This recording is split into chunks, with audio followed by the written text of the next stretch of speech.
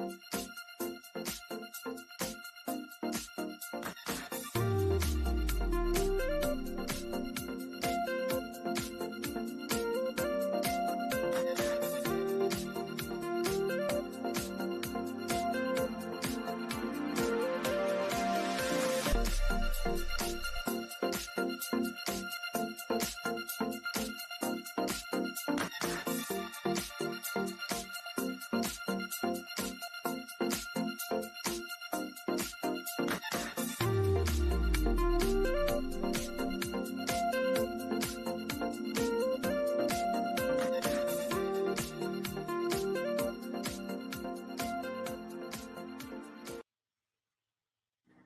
good evening, everybody. Welcome to the Mountaineer Locker Room Then and Now. Greg Chris, joined by my partner in crime, Frank Fear, and we welcome you to another Wednesday evening show. Apologize for that dinging in the background. That's my glucose alarm, Frank, going off. That happens when you get old. You have to have stuff like that laying around. Took me a shot right before the show started, though, so I should be good here in a few minutes. But anyway, welcome in, everybody. And Frank, as we say, a lot of weeks. We've got another great guest tonight. We can't wait to talk to this guy. It's going to be a lot of fun. Yeah, I'll tell you, Dwayne Woods. It was for me. It's sad. I left West Virginia University the year before, so I didn't get a chance to see Dwayne play live, but I followed his play, and boy, what a graceful runner! Tremendous contribution. Straddles the Bobby Bowden era, and played for Frank Signetti his senior year, and we're just raring to go to talk to him in a few minutes. Yep, and I have some memories of watching him play. I was young, but we had a reason to watch back then, being from where I'm from, and I'm going to talk to him about that here in just a few minutes. Not going to say anything about it now, but yeah. So I got the pleasure to see. Even though I was young, I watched intently, and well, back in that day, usually listened intently on the radio because we didn't always have the games televised. But when we did, I can guarantee you, we were watching him. Of course, the Peach Bowl win was something we all watched and remember vividly. So it's going to be fun. We're also in to Pit Week, and this is always the the circle on the calendar, on the schedule, the game that we're looking forward to. And after last week's debacle, I think this is what we need. We need something to keep the fan base engaged, and hopefully we'll come out and have a good performance on Saturday. Boy, are you?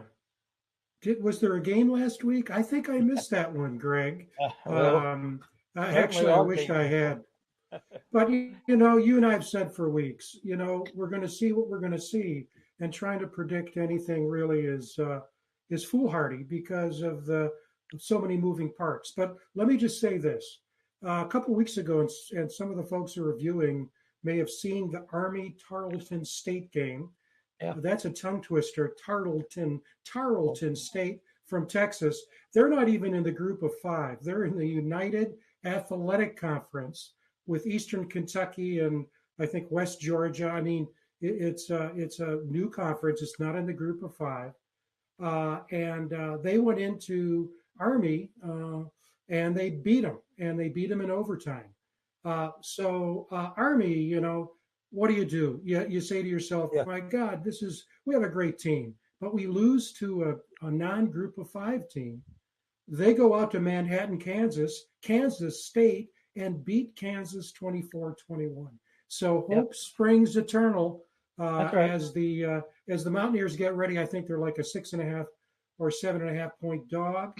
But you got Rich Rod on your side, and you just reload, and let's keep that defense playing reasonably well, and let's get the offense going. And who knows?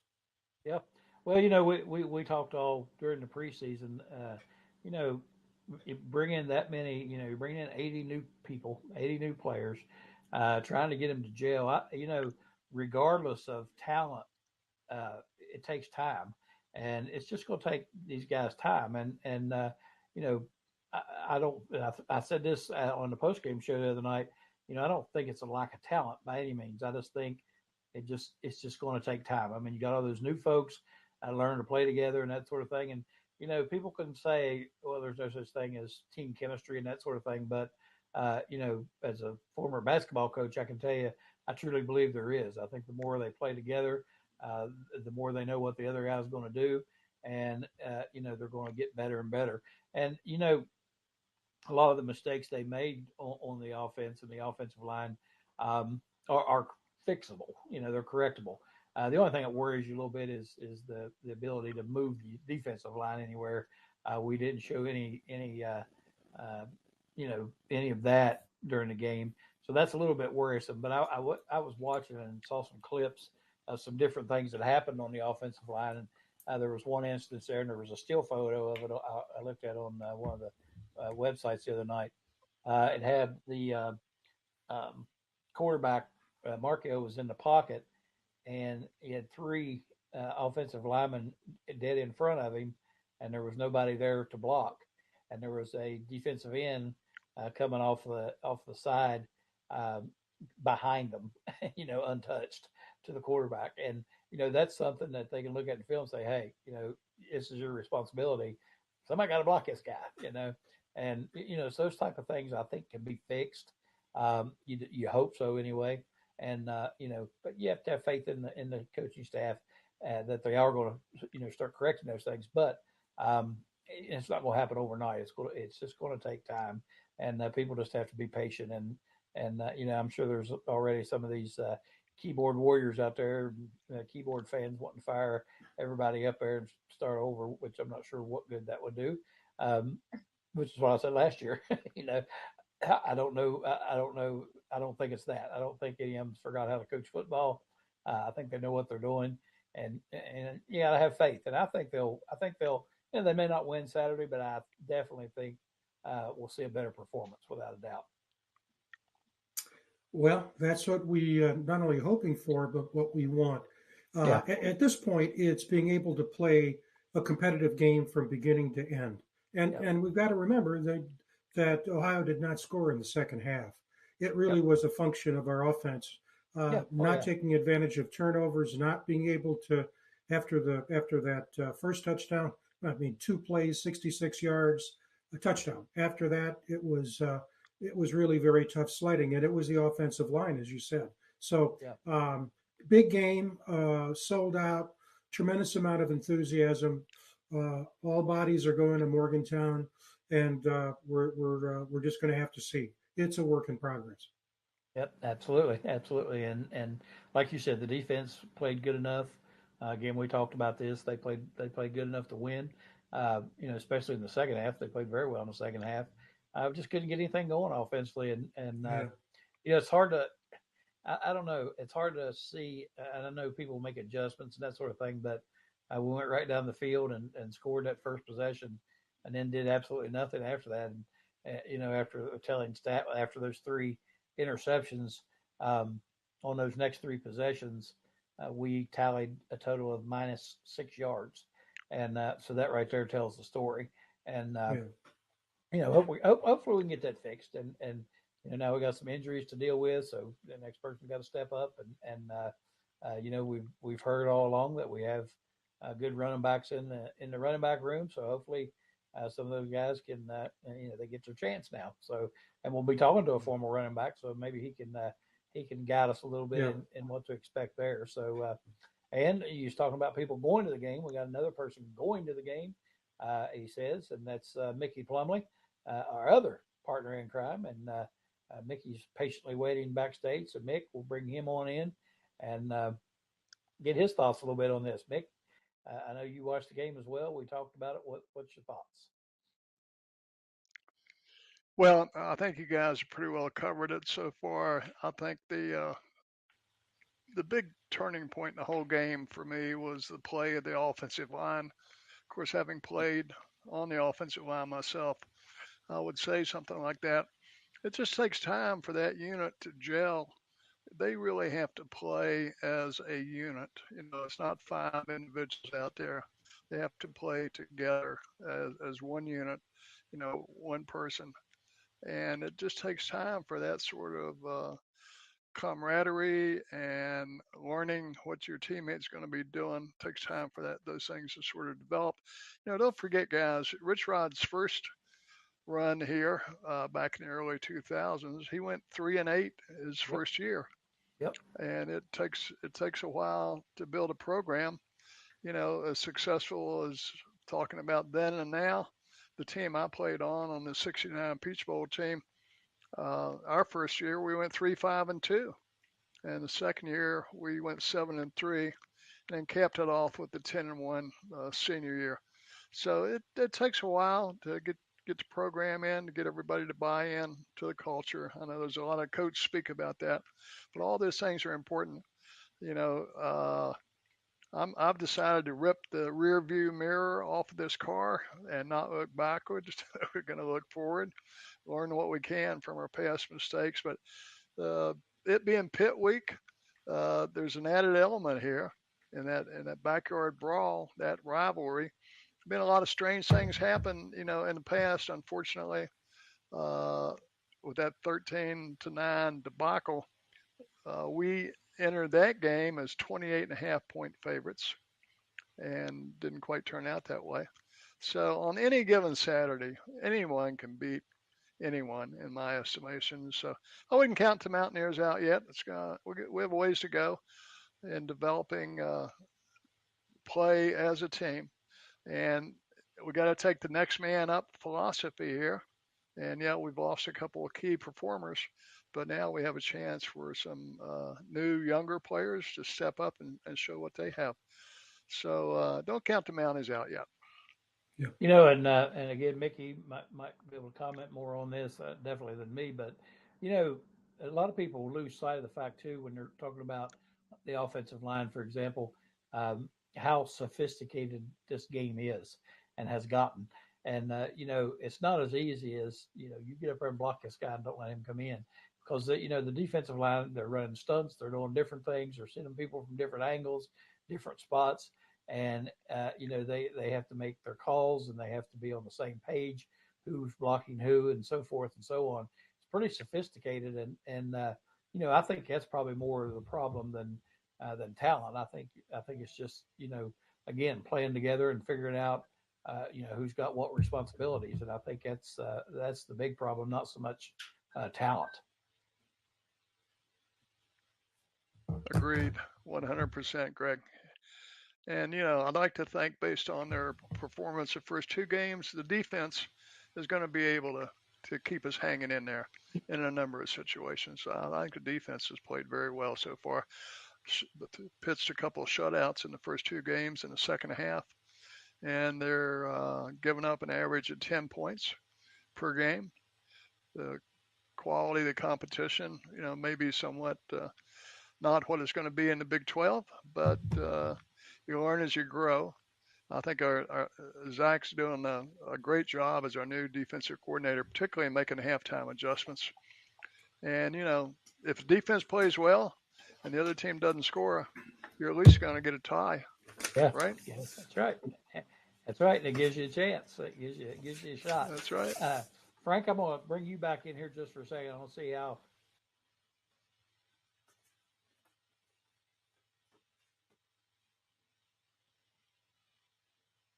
Bring Dwayne on in and do that later in the show, or how would you like to do that?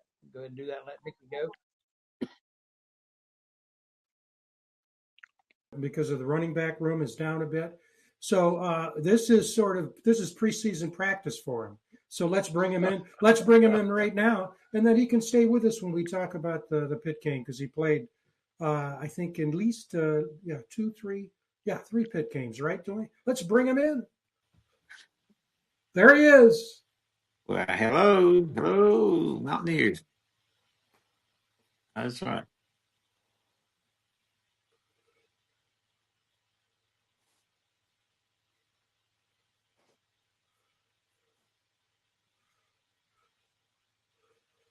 You're right. Okay. Bluefield. He played at Bluefield, All-Stater there, of course, All-American actually in high school, All-American. And went on to WVU, had a stellar career at WVU, over 2,000 yards. and of course played on the Peach Bowl championship team in '75, and Right. amongst a bunch of other things. We don't want to take all that time, but Dwayne, welcome to the show. So good to see you and to meet you. We look at West Virginia. I was thinking about this today. I was thinking about the show tonight, and thinking about your career. And you look at, you hear about like Penn State, for example, being linebacker university or linebacker U, Right. whatever they call it. I'm not Yes. so sure that West Virginia couldn't be tabbed running back you. When you look, starting before you and then you and all up through those years, and then the later '90s and 2000s, we've Hmm. had just a unbelievable run of running backs up there, Oh yeah. you yourself included. Right. Is there something to that? I mean, is that just me being a homer? Well, back then there wasn't so much passing. We ran the ball. We had a fullback that would block, a good blocker, which I thought that they could have used last week. Yep. Actually, the linebackers were confusing the quarterback because the linebackers were loose to get deep drops, and was really guarding the underneath passes for the wide receivers.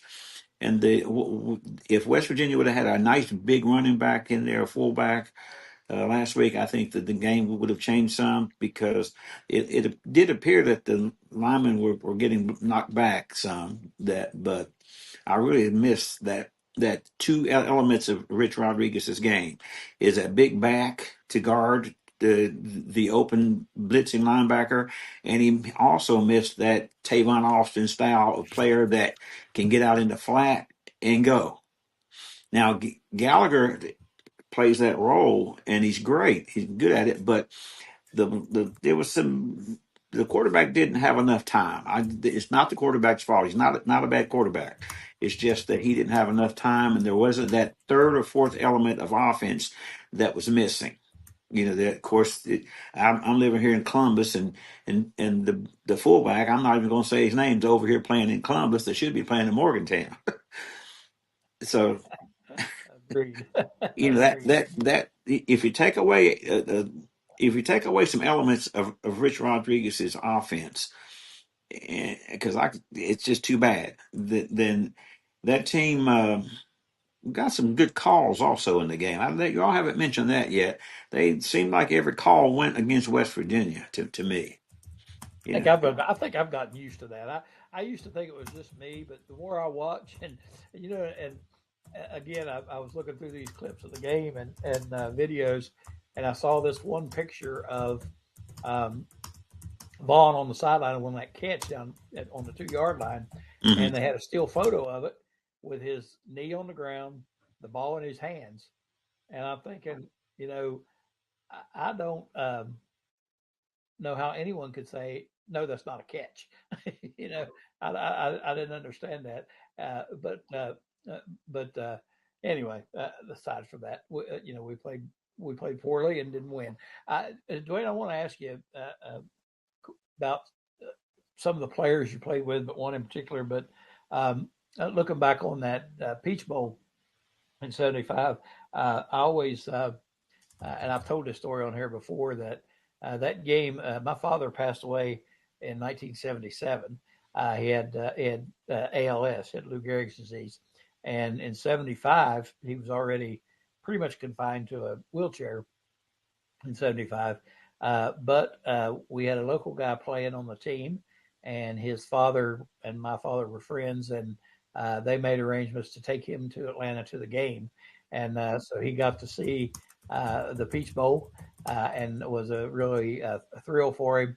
And I always was so grateful for that, and that's why that game always stuck out in my mind so much. As the last time he got to go to a game, and you guys pulled it off. But Tom Pridemore was the player, and Tom was from my hometown, and his dad arranged the tickets and the transportation and everything to get him to the game. So I always remember that. So I was just curious to know how well you know Tom Pridemore and if you're still in contact. Tom Pridemore was made out of granite. he was a He hard was. he was a hard player at that. The position that he was playing on defense, he was quick. He was good.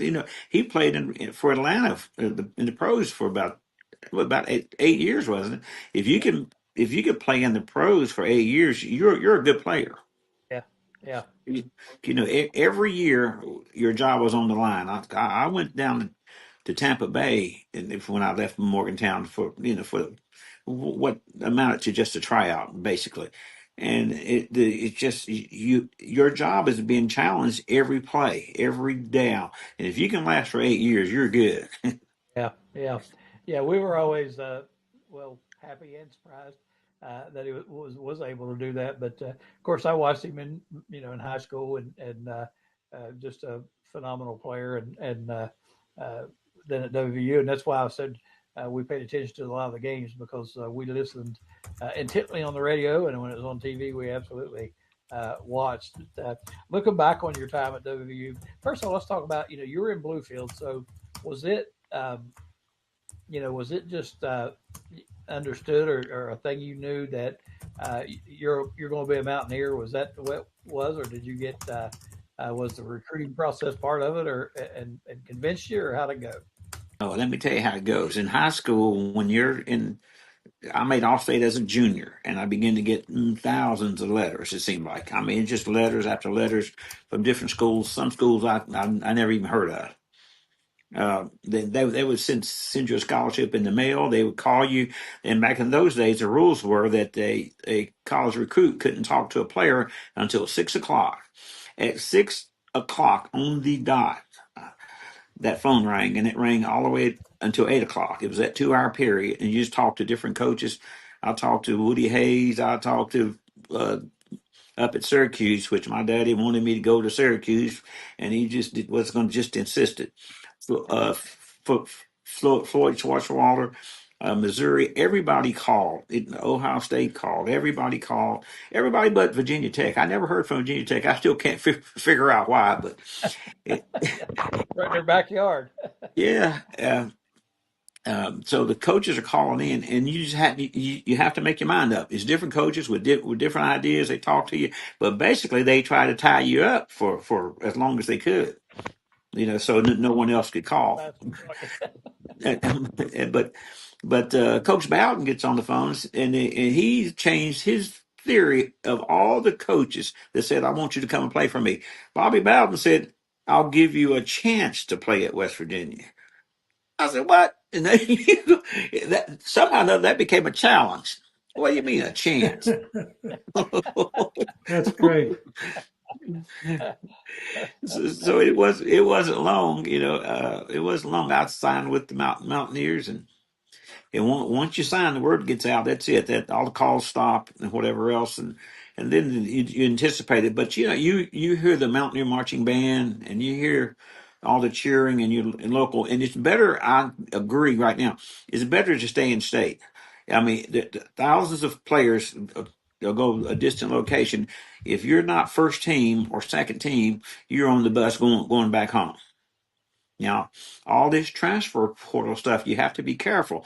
Just because a guy's coming from Alabama does not mean that he was good enough to play for Alabama. And Rich Rod might be feeling that a little bit about right now. He's wondering, wait a minute, this guy transferred South Carolina from the SEC school, but he can't make our team. So you have to be really careful. I know that you get that big name stuff in your head. But those schools make mistakes too. And those kids decide to jump in the transfer portal when they see they're going to be third team or fourth team and can't play. Ohio State today, I was talking to Ohio State fans. I said, I wonder, you all have picked a quarterback over here, but wonder what those other four quarterbacks, you got five quarterbacks, wonder what the other four quarterbacks are thinking right now. Are they thinking about getting a transfer portal? Or are they whatever? And are they good enough to play? Could they play? Ohio State decides that they're not good enough. I mention that a lot because I got to sit over and hear this. You got to hear this OHIO all every day. That's right. Yeah, I've always said that too. I think West Virginia fans, and I think all of us are guilty of that. You Uh, see, well, we got to transfer from, from USC, man. Hey, he must be pretty good. Well, he's transferring for a reason, and I don't think in West Virginia's case, I don't think it's tons of money coming his way. So yeah, you have to worry about that a little bit. And I agree with you. Now, now, What's to tell your other players? now, let me tell you something. When Bobby Bowden left West Virginia University, I was on my way to Penn State. It's a little known secret. It's something that's some backdoor stuff that happens. There was a recruiter that came down, and Penn State offered the opportunity for me to come to Penn State to play my senior year. Or really, that was a red shirt year. I'd be a senior. I was almost gone. I mean, if the transfer if they had this NIL money back then, I would have been gone. I would have jumped the opportunity. But back then, it was just transferring from school to school. It's something that happens at night, late in the evening. A guy will show up, knock on your door. Are you Dwayne Woods? Yeah, and they'll give you the big spiel of what they're offering, what you may become. And of course they always make a bigger, better story. But that was sort of the beginning. I'm not surprised at this transfer portal, the thing, that idea, because when Bobby Bowden left, I was first team under Bobby Bowden, running back, or second team running back. Well, I'm about playing third team under Frank Signetti. I just sitting on the bench. I didn't get to carry the ball, and I kind of regretted not leaving, but I graduated from West Virginia University, and that's good enough. I guess that's the way it goes. Well, Frank. I don't know what you think, but it sounds like the Mountaineer locker room could have some breaking news here. Maybe we can do some deep dive reporting on this nefarious activity by the Nittany Lions sneaking down at midnight trying to steal one of our players. No, And no, maybe I get him don't. in trouble. I, yeah, that's been about 48 years ago, so I don't think Maybe they'll there's take it to. yeah, there might be a statute of limitations on it. I'm not Yeah, sure. Mm. Frank, you want Hey, to jump in here? that's a great story, Dwayne. uh, Interesting thing about your dad wanting you to go to Syracuse. The flip side of that coin is you played up in Syracuse. I think it was was it 73? in in I in think in '75 when it was freezing, 75. Yeah, you played in Ben Schwartzwelder's last game as a head coach. right? Yeah. Yeah, yeah, it's just amazing. Mhm. Darren, if you could put up the performance stats, the graphic for Dwayne, the thing that most amazes me about this, all those yards, we know that, and 5 yards a carry, but you had 7 100-yard games, and they were against top quality Oh yeah, competition. There, Richmond yeah. in there, but BC, SMU, Tulane, Syracuse, Virginia Tech. I mean, you did. I mean, those were top drawer teams, All and right. in fact, what we should do here, uh, Darren, if you could put in the video we put together, we can get Mickey's comments too on this. There's no sound on this, Dwayne. This is I picked one year, so it features the offense. So there's you, Danny Buggs, Artie Owens, Ben Williams on that great Miami game, Right. and Andy Peters on defense. Tom Zakowski. We've had both of them Right. on the Mhm. show. But if you could cue up that video, here it is, and just talk us over. I can't remember right now which games are which, and maybe you might be able to help us. But Actually, um, that's actually, Maryland, I think. I can't see the video. It's in a little square, and it's about a half inch by a Oh, quarter gee. inch. But I'll tell Oh, you what, in that if in Miami, uh, that was when the Hurricanes was just developing. But they had the that's speed, the right. talent, and everything. So they were good. I mean, they Yeah, were good. We went down there. I got yeah. 2 touchdowns in that game, 2 quiet touchdowns. And then down at the SMU, we went to that game. There's a tremendous story to that game. It is worth telling on the air. It'd be fascinating if you want to hear it. Absolutely. Go ahead. We're If watching, by the way, we're watching Danny Buggs first, and the okay, great. I think the great punt return that's the punt return against Maryland all at right. the end of the game that won it Oh yeah, all. And now we feature you, so there's yeah. going to be you running and running and running. There's a pitch around the right end, and great running back. Oh But go yeah. ahead and tell that story. Okay, the SMU game, which SMU was ranked number 12 in the country at the time, and we were going down. We were going down as underdogs. That was a game, but on Friday, we had played a game, and I left Morgantown Saturday morning after that game. I go to Bluefield, West Virginia. I go to Bluefield, get there, and my daddy's sick. He's really and he's not doing well. So I decided on Sunday, I'm going to come back to school on Sunday, so I can make morning classes in Morgantown, whatever. And uh, I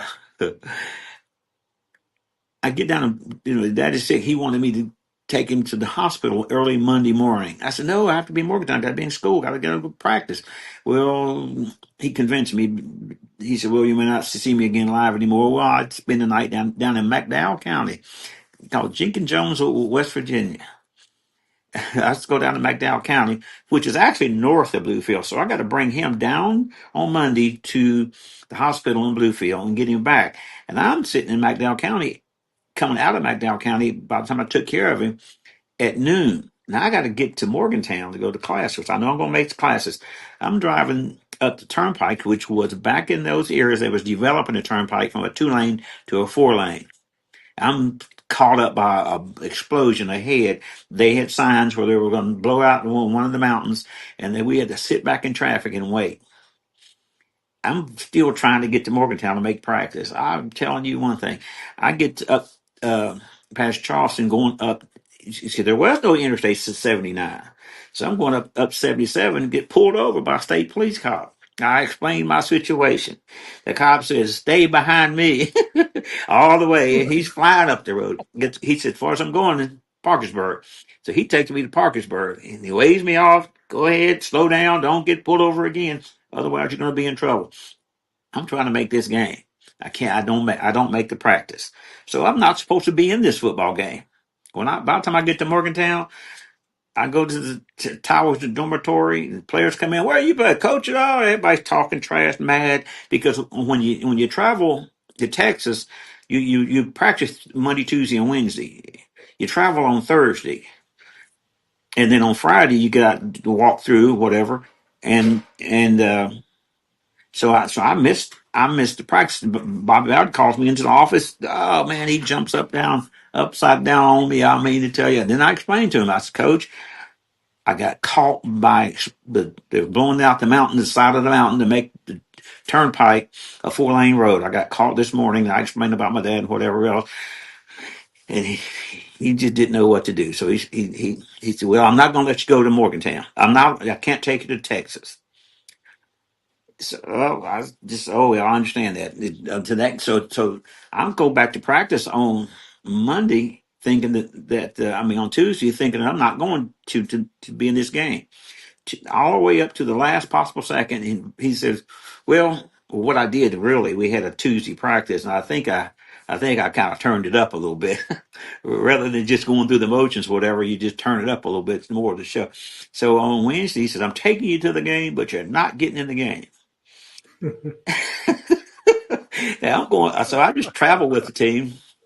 I go down to that. But now, to be honest with you, that extra day's rest kind of helped me out a little bit too. You're beat up by this time, but I think that was about the eighth game of the season, and you really are beat up. You're hurt. The extra day of rest.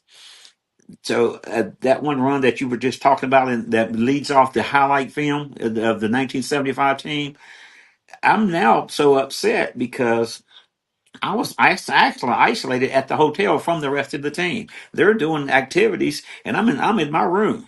He took me down there, but still, I was not supposed to be in that game until Artie Orange tired out at the first quarter. They go in, they call my favorite zero trap play, and I'm dancing in the end zone. all, all, all of a sudden, I'm back on the team. and that's what happened. Artie was making great runs, doing a really good job, because Artie was turned out to be a really really good running back. After he grew, Artie was small, and once he got in the weight room and the training table, he beefed up, and he was already fast. So we ended up winning that particular game, and I think. To my mind, to this day, I think that's the game that sent Bobby Bowden to Florida State. Hmm. When we go down to beat SMU, a highly ranked team, and there was just an air that there's going to be a change. Mm. Because all of a sudden now from '74 when he was the staff up in I mean the fans up in Morgantown had him hanging from a tree. From '74 to '75, everything changed, and I think the same thing's going to happen at the Rich Rod too. Because I was at a camp back in this summer. I have a grandson that plays at St. Albans High School, and I've had him up there to for one of their camps, and he kind of questioned that he wasn't sure about what talent he really had yet. He said he had he said I'm looking across the country hunting for good players to bring to Morgantown, and he said right now I'm not really certain what I have, and that's really because you go get a guy from Alabama or out of state somewhere, you're going on somebody else's word. He hadn't really seen this person play. And we haven't. He don't know how this person's going to practice or how he's going to react, and that's what I think I was watching last week in that game. Mm. So yeah, that coaching right now, you just don't know what you really have until you actually get out there and they start hitting around. Because some people don't make the whole game. I mean, you good for a quarter, or you good for a half, or you good for how long. So right now, the fans that I hope can just understand. He's in a building process and he's in a guessing routine. He does not know that his freshman's going to last. Or can play or can run. Just because a guy can run a sprint does not mean that he can put that uniform on and bang your head. I mean, just bang. Yeah, I'm. Yeah. Yeah, No, it makes so much sense. And one of the things we've talked about on the show, Dwayne, is that in the past years we have analyzed other teams getting ready for who we're playing. Let's look at the other Big 12 teams. We don't know exactly what they have, and so in a way it takes some fun out of the off season because yeah, I'm one who always used to get the magazines as soon as they went on sale. Take a look at what Kansas State looks like, what's Iowa State have, et cetera, et cetera. And now it's you can't even answer what do we have, let alone the other team. And so it really is you have to wait until they play each other to have a sense of what's going on. And so that's why this game this weekend is so important because this is the first power team we're playing. all right. And if you watch Rich Rod's press conferences recently, he didn't say a lot about Pitt, but what he did say is, you got a great quarterback, a really good running back, a really good top line receiver, and a very fast, aggressive, and agile defense with tall corners All right. who will really push you around. All And right. so we're just going to have to see. Oh yeah, that's right. That's right. With people that Yeah, with people that he's just now studying. He's getting a real good yeah, look because yeah, now you're playing a live competition. yeah. Yeah, Dwayne, it's too bad you couldn't see that film because I slipped in a gift for all of us and it didn't come through very clearly. But at the very end, showed a picture of Lady Gaga's mother. Oh, She was a cheerleader, and there she yeah. was jumping up and down. And you could Oh, actually, with her face, which you know exactly. Yeah, that's Lady Gaga's mom. Yeah, yeah, yeah. I knew her. I knew her very well. great. But back then, that was before there was a Lady Gaga. That's right. That's Yeah, right. Yeah. there was a lot of friends. I got to mention one friend. I used to become a friend of Bob Raines down in Princeton, West Virginia. I mean, he was Robert Raines. He was the greatest friend. When you come to Morgantown, the people you become is people in Clarksburg. Jim Thompson out of Clarksburg.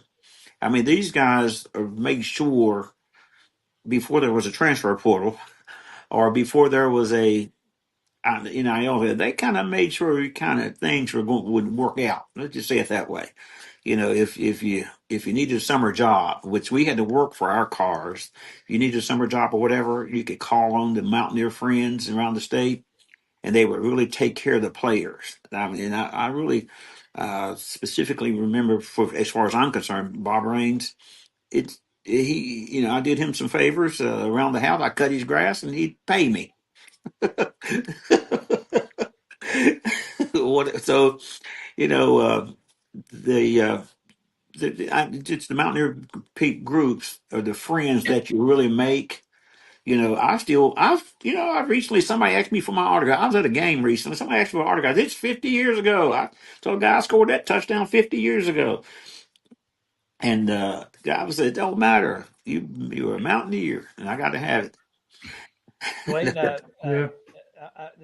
hopefully that wasn't one of those what's that Kawhi Leonard jobs that he had. He got paid $28 million and never did one thing. They said he's supposed to be a spokesperson, and they said, "Well, the guy don't even talk. How's he a spokesperson?" They gave him $28 million, so that's another investigating him. But anyway, Uh-huh.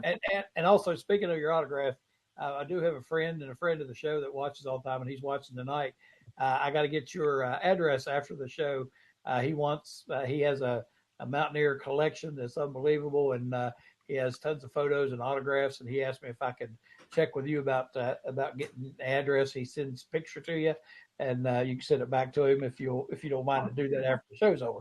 Um, and one other thing I wanted to ask, and Frank, I don't mean to butt in and take your time, but you mentioned some of those folks in the videos that played when Dwayne played.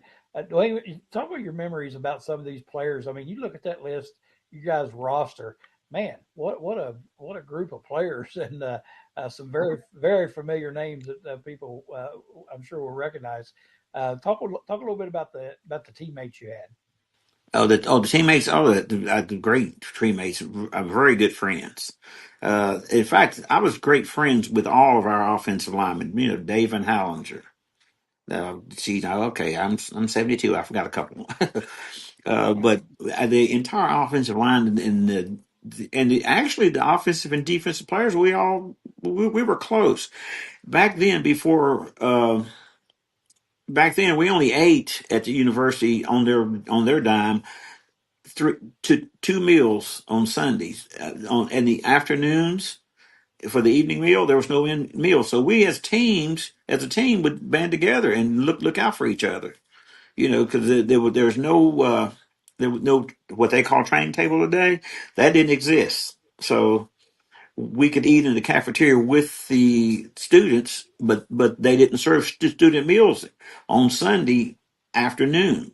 After all up to noon, that was it. You did breakfast, lunch, and that was it. So we kind of looked after for each other. We'd band together and buy pizzas, band together and buy whatever for that Sunday evening. So the friendships were great. I can remember anytime I see any of those players I get up there, we're all going back to immediately telling stories of how things were when there was a place called the Hole in the old stadium where there was some old mattresses laid out there. When you were coming in for any reason before the dormitories or anything staying up, we were sleeping in that area. I slept in an area that you wouldn't dare sleep in today, and it was just like a cave with mattresses. But about the way I can describe it, and that the friendships were there.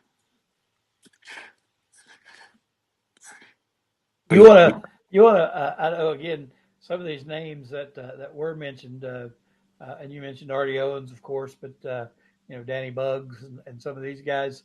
Uh, just go back and you don't have to talk at length about any of them. Just mention a few of those guys that were on the roster with you that stand out. Well, you mentioned a few. I wish I had the list down here because when she started calling out names, everybody said, "Hey, what about me?" Oh yeah, you don't want to leave anybody out. Yeah, of course, the quarterback with Dan Kendra and I recently just talked with Haywood Smith in Charleston. Talked with him for a minute, asked him how was he doing. He said, "Well, he worked for Union Carbide for all these years, and he's just retired just recently, and but he's doing it's just different guys. There was Mark, Bugs, the wide receiver, Meals, and including the uh, gosh."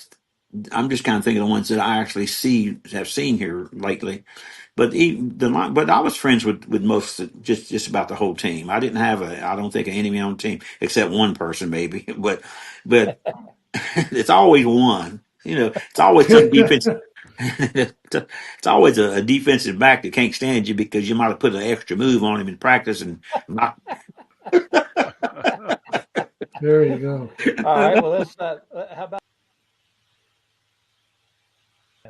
In the Peach Bowl. yeah? You know the Peach Bowl game. They kicked off to me in the Peach Bowl game. I went over and caught the first kickoff and slid right out of bounds.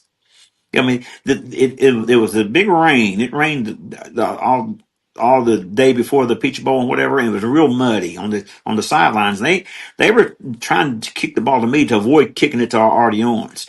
So I was just determined I was going to catch that ball and take off. But feet slipped right out of me, slipped right out of bounds on the 4 yard line.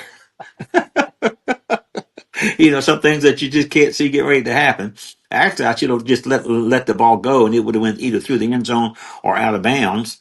But you get so excited about things. But actually, I didn't play much in that bowl game because the yardage that you was accounting for me to have really.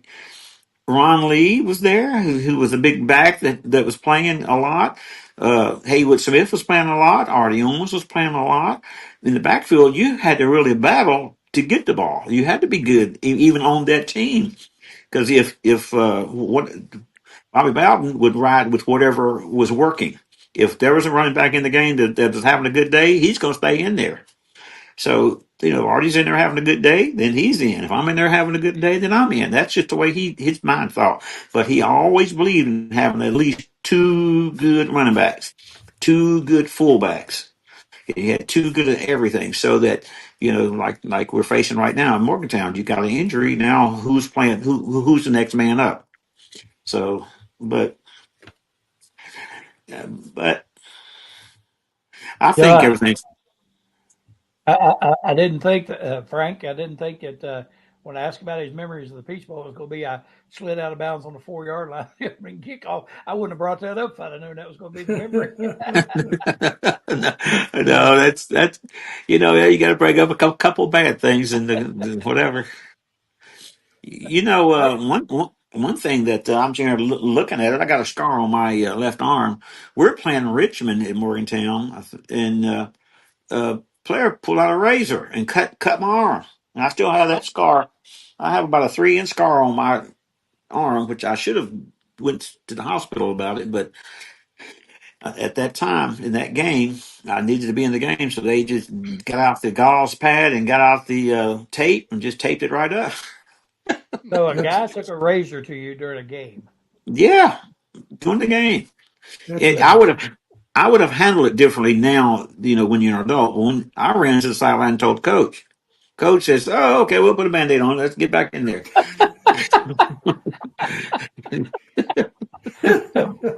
Well, I guess you could always throw in with it.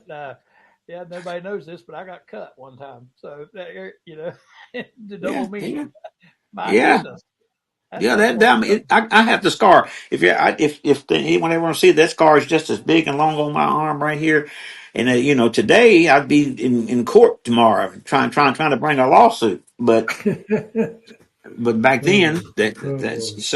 so you're bleeding and just that happened. I mean but there's been basically basically when I went to WVU, there's a big story between I don't know whose high school players are listening or whatever, but coming from Bluefield High School as a big time as a good back going into college, there's a transitional period that you have to get. Everything speeds up so fast from 12th grade to freshman. Even the calls back in the Bluefield High School, everything you would look for long runs. I know in the first good football was playing at West Virginia. You were practicing a little bit in the first couple of practices. I ran a ball for about a 5 yard runs, and the coaches, oh boy, they'll pat you on the back and whatever. And I thought that was the worst thing ever. 5 yards. He said, well, this now if you can get 5 yards every time, you're going to make the team. But back then, 5 yard runs that was a bad run. That was short. That was too short because in the high school you're running the long touchdowns or whatever. Hmm. But Frank, again, I go back to this. You always hear people talk about, well, back in the day, football players a lot tougher and that sort of thing. Hey, I'm convinced now. Today they spit on each other. Back in, they took razors to you. Man, that's pretty serious stuff, man. I Mhm. can't get over Yeah. that. Hey, I was I'll gonna. tell you going. I'll tell you another good one. The way we call plays at Bluefield High School and to the WVU, it seems similar, but it's so different that it's unreal. Okay, for example, I was okay, assuming that there's a center and going to the left, every hole was 1, 3, 5, 9, 1, 3, 5, 7, 9. Going to the right, 2, 4, 6, 8. So I'm the two back. Number two, which is a tailback. It's easy to call plays in high school. They call 22. Okay, Mr. Two back, you're going to the two hole. No problem. You're going right. Okay, Mr. Tailback, 23, you're going to the left. When I get to WVU, it's the same thing. They chalkboard showed the same pattern. I said, oh, this is going to be easy. We go out on the field. They called right 23.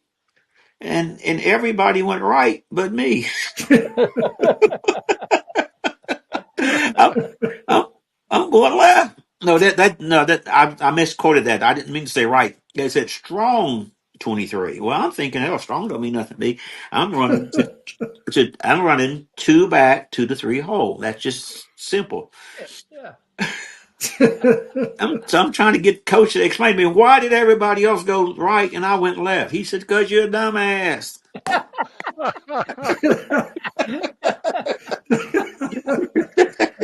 Yeah, why did everybody Oh, else do that wrong?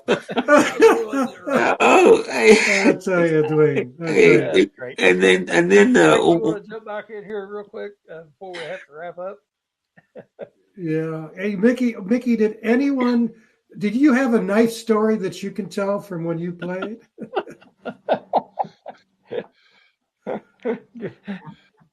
Did I?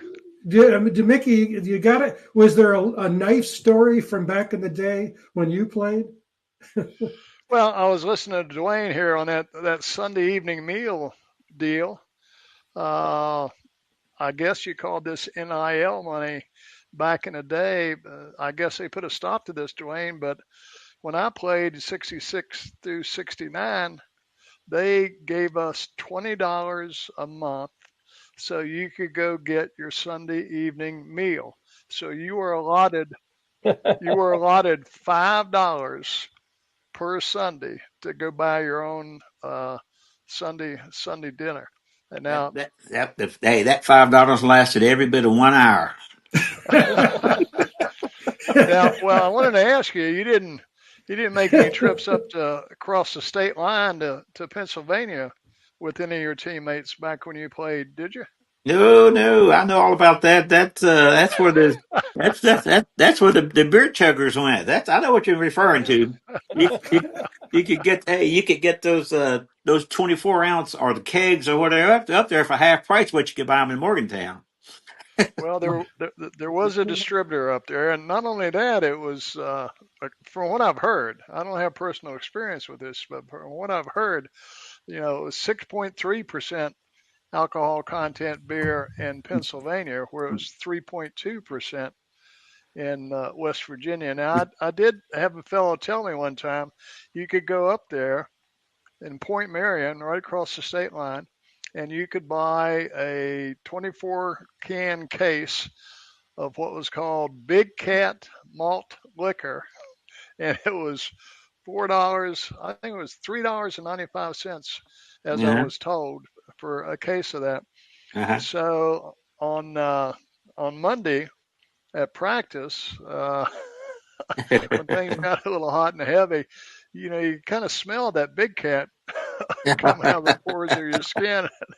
Guys would go around and say, "What's the matter? You got a big cat on your back today?" Just some of that stuff that happens, behind the scenes. Your team has been one that I've always had a lot of respect for, Dwayne. I mean, you guys. I mean, to lose those two games that you lost, one of them by 2 points, and the Syracuse lost by 1 point. Without those two losses, your team and the '69 Peach Bowl team that I played on would have had identical records. We would have both been 10-1, and you guys suffered those two losses early on in the season, and yet bounced back as we hope the Mountaineers will. This year will as well.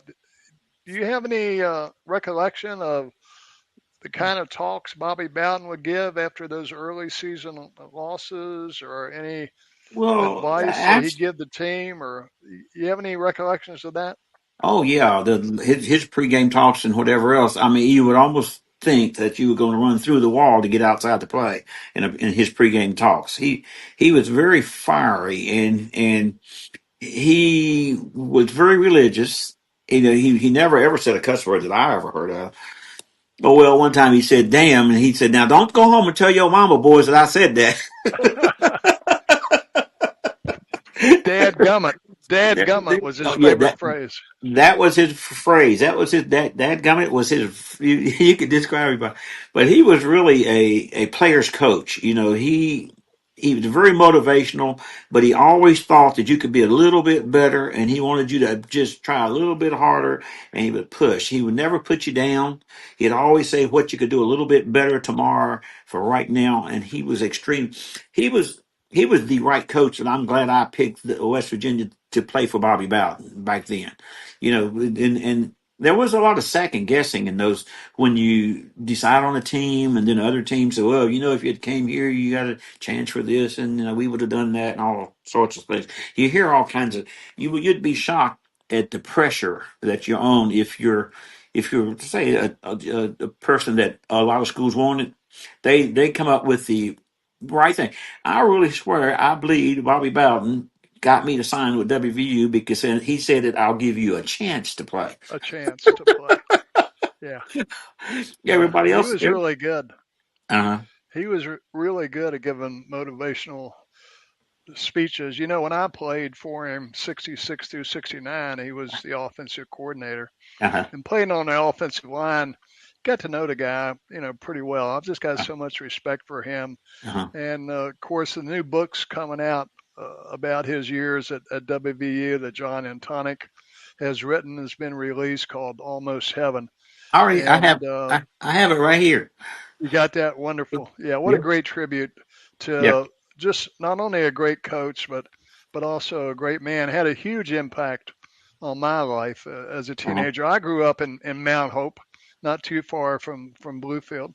uh, So, coming yeah. out of a small town like that, he a huge influence. All right. I had a great high school coach, John Shamar. He was extraordinarily disciplined. He was, in fact, one time he called a timeout in the game. Told me to come to the sideline. The quarterback's on there. Coach said wants to talk to you on the sideline. I went over there to talk to him. He said, "Pull up your sock." And I went back. What? That's called timeout for that? That's a true story. I mean, he was extreme discipline. In fact, he kicked me off team as a junior for having a whisker. I mean to tell you, that was you got to get up real close in the mirror to see Yeah, that little fuzz coming down at the bottom. When you just start, your hair begins to grow. Then he wanted you to be neat and clean and sharp, and everything was by the numbers. I mean, it was just exactly. But the discipline really showed up in our games also. I mean, everybody did it was right where they're supposed to be, or whatever else. But it's a little different than college because you got so many different personalities and so many different people from different locations, different programs. It's taking these. I mean, it's a nightmare right now for the team up there right now. You can't even name the schools that they came from, locations, cities, and states that they came from. If you put out the book, and Rich Rod hasn't had enough time to be around the players on his team just yet. He hopes that they can last a quarter or four quarters in a game, but he doesn't know that yet. And so I don't want all these naysayers yeah. to don't get too excited just right now. Because I think if somehow or another he can pull off a 500 season, which I hope for, but I look at that schedule, I don't see how, but I don't know, I'm not sure. Uh, because I don't even know who's playing second team. I don't even know who the running back's going to be this week. I don't know if he knows. So um, Yeah, it's Hey, also, I go ahead, wanted Nick. to bring up you've got your 50-year reunion all of right. that 75 Peach Bowl team coming up, which is going to be that weekend. They're going to be honoring Coach Bowden Yeah, and his right. role at West Virginia. You going up for that? You going up for the Oh reunion? yeah, I'm already. Hey, I go to the gym every day so I can be the best looking thing there. Uh, You're getting ready, huh? yeah, I've been working on that one. Yeah, Well, we hope to be there as well. yeah. We hope to be there as well. As a matter of fact, to your point about so many coaches these days, I think Rich Rod has something like 24 coaches on his staff, and Oh, not knowing you, not knowing where you're from, where you played high school ball. Again, a tribute to Coach Bowden. At our 50-year reunion, we had a 50-year reunion of our 69 Peach Bowl team in 2019.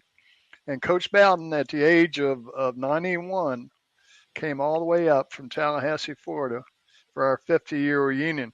And ah, Dwayne, when we had a reception on Friday night, and I think without any prompting from anybody, he came into that reception on Friday night. We had about 38, maybe 40 guys show up for that reunion. He not only knew our first and last names of 90% of the players on the field. ah. Most of us, he recalled the hometowns that we came Oh from, yeah, those of yeah. us that came from West Virginia. Right. And you probably don't get that in college football today, I don't believe. No, I really doubt that because unless you're the star of the team or whatever else, I don't think those coaches can remember even the players on their team right now. It's moving too fast. And I don't know. I really don't know how this NIL thing about all this money is going to work out because I'm sure thinking, what would I have done if they'd offered me $300,000 or $400,000 to play football at West Virginia University? When I come from a family probably that didn't make $1,000 a year, things were real tough. Um, I mean, I don't know how that's going to work out because now I was visiting this summer and they said, oh no, that parking lot over that's the players' parking lot. What? What do you mean players? And I walked through that players' parking lot. I'll tell you the average price of those vehicles about Hmm. That's amazing. I mean, it might be some spoilage there too. If you're paying RDONs 200,000, giving me 50, well, I'm not going to run as hard as I did, maybe as I should. I figure that maybe I'm only going to play. I'm only good for a quarter. Then at my, you never know how that money's going to really spoil people. I kind of got a parent over here in over here at Buckeye Land whose son wasn't getting what he heard somebody else was getting, and he's approaching the coach to get on the coach. He's going next year. It's going to transfer his kid. So it's all kind of angles to all that money and that's going on right now. That you got to talk about 19 or 20 years old, and you're a millionaire. And I don't know if that's going to work.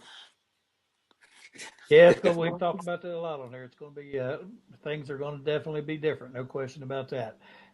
Hopefully it gets straightened out to where it's something that we can continue to enjoy. That's what we'll hope. Well, Yeah, this we're starting to run out of time here, but one thing we like to do before we get off is we look ahead to Saturday's game. And Frank, if you don't have anything else, we'll go ahead and we'll do our keys to the game, and then we'll do our score predictions.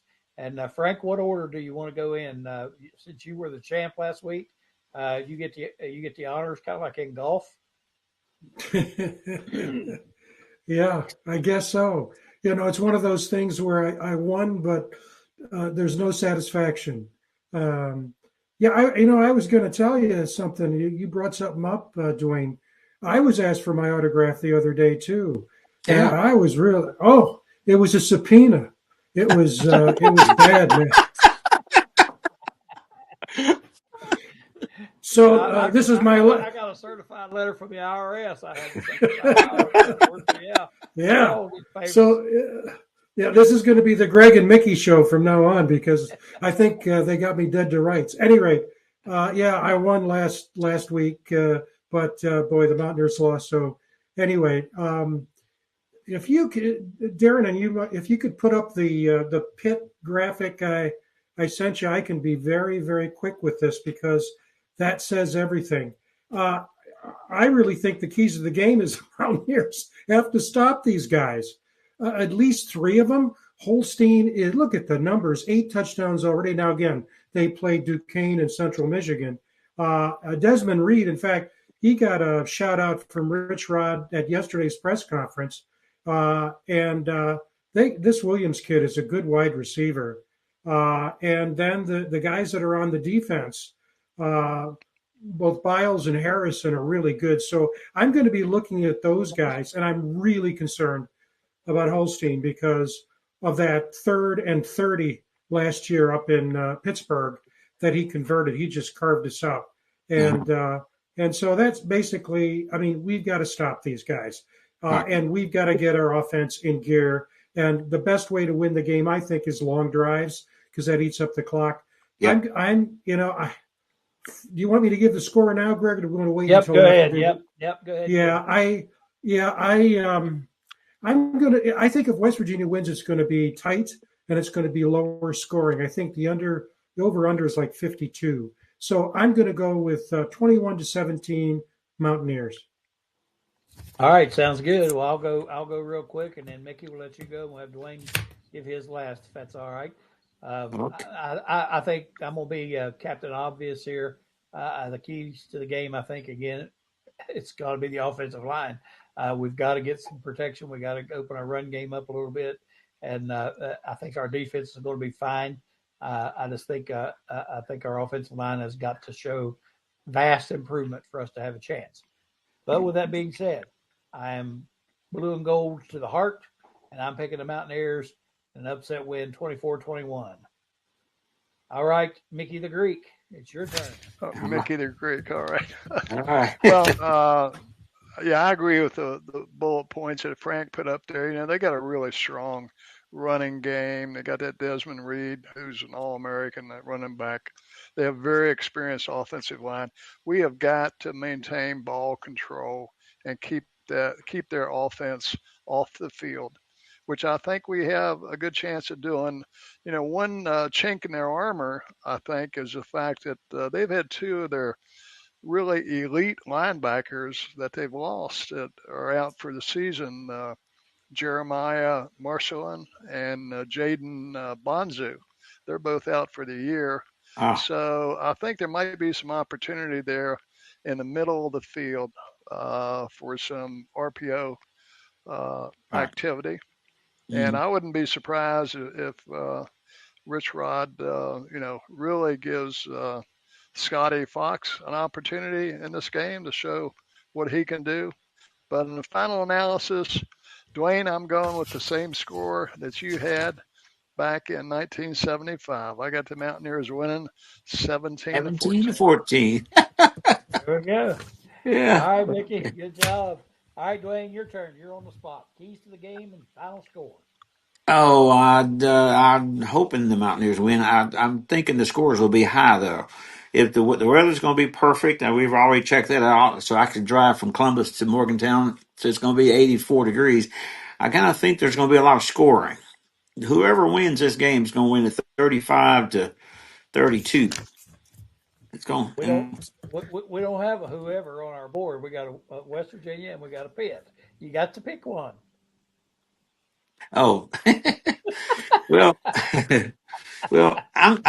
I can't go against the Mountaineers, but I think I think that because of the way things shaping up, that Pitt might win. All right, so well, I don't know, guys. What do you think? Is that a prediction or is that a hedge bet right there? What do you think? Well, yeah, I think it's realistic. He might win. Hey, there's one other thing. There is a great friend that Buddy Range, which is Bobby Bob Raines' brother down in Princeton, West Virginia, is not feeling. He's not doing well, and his wife Judy. I just want to wish him. I think I just wish him well, and I hope he gets better. It's really important to me. He's great for. We've been great friends. We even developed a business together back in some years ago, back in the 80s and 90s. We had a real estate business together, and he's not doing real well. And I want him. I wanted to say hello to him. Absolutely, absolutely, no Hey, problem. and Greg, in that regard, the head trainer from our '69 Peach Bowl team, Phil Calicut, suffered a debilitating stroke Oh, really? 3 nights ago. 3 nights ago, and he's in the hospital in Jacksonville, Florida. Robert Podbesic, who I played with, flew down there today to be with him and his wife. And there's a number of us that have a group text thing going, trying to remember Phil in our prayers. And I just ask all of you guys in the viewing audience to remember Phil Calicut for a recovery from this stroke in your prayers, if you would, please. Absolutely, absolutely. Had Phil Yeah. on the show, so yep, remember those guys. All right, fellas, great show tonight. Appreciate all three of you, and Darren, you as well. Dwayne, thank you so much for taking the time to join us. Frank, next week we got Dave Preston, I believe, on with us. I think Yeah, it if is. you could put the graphic up, we're so pleased to have Dave Preston with us, and I know he's looking forward to the show. And then remember, on the West Virginia channel on YouTube, we've got the, if you could put those up, that would be great, a pregame show and a postgame show coming up this weekend. On the Yep, pregame show, we're going to be joined by Freddie Boom Smalls, yep, larger than life player from the 80s. And Mike Fox, we're going to tape him on Friday, and he's going to have a short say on the pregame show. And then Freddie is going to, so that starts at 2 o'clock, goes from 2 to 3. yep. And then the postgame show, as always, again with Freddie, Greg, and myself, we're going to start no later than 30 minutes after the game, probably about what? We figure about 7:30 or so. I would We'll say so. see. Yep, yep, Yeah, something like that. And then Dwayne's going to join the show pregame and postgame for the Kansas game the following week. So for all the fans out there, this is not the last time you've seen. You're going to see Dwayne Woods recently, and we look forward, Dwayne, and you'll have a lot of fun. Those are great shows to have. We have a lot of yep, fun with them. yep. We we can tell from the night that, that's going to be a hit. That pre and post game is going to be a hit for sure with Dwayne. So with all that being said, we appreciate everybody for tuning in tonight. Thank you again for watching us here on the Mountaineer Locker Room Then and Now, the Voice College Football and the New River Network. Thanks to Darren for all his work behind the scenes. Appreciate Dwayne Woods one more time. Thanks again for joining us, and thank you for tuning in. Have a great night, everybody, and we will see you Saturday at 2 o'clock on the pregame show. Big Pit.